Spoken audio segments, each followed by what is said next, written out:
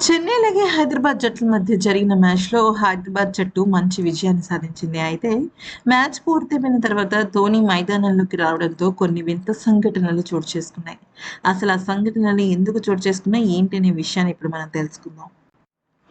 అయితే మ్యాచ్ పూర్తయిపోయిన తర్వాత playing ఎలెవెన్‌లో ఉంటాడనుకున్న Dhoni playing ఎలెవెన్‌లో కనిపించకపోయినప్పటికీ, ఆ తర్వాత ఆటగాళ్ళందరితో కరచలనం చేయడానికొచ్చాడు. ఆ సమయంలో పాట్ కమిన్స్‌తోనూ, అలాగే అక్కడున్న ఫ్యాన్స్‌తోనూ, ఇంకా చుట్టూ ఉన్న ఆటగాళ్ళతోనూ చాలా సేపు మాట్లాడాడు. ఇక ధోని మైదానంలోకి రాంగానే చెన్నై చపాక్ స్టేడియం కదా! మొత్తం అంతా కూడా పసుపుగా మారిపోయింది. గట్టి గట్టిగా అరుపులు, కేకలనమాట.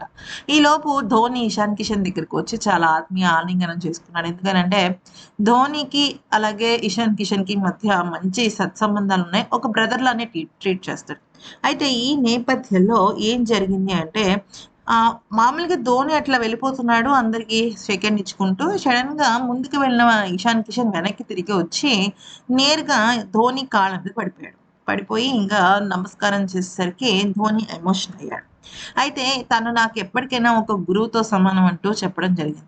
ఈ హడావిడంతా చూసిన తర్వాత ఖచ్చితంగా ఎంఎస్ ధోని ఇక నెక్స్ట్ టైమ్ అయితే యెల్లో జెర్సీలో కనిపించకపోవచ్చు అన్న వార్తలు గట్టిగా వినిపిస్తున్నాయి.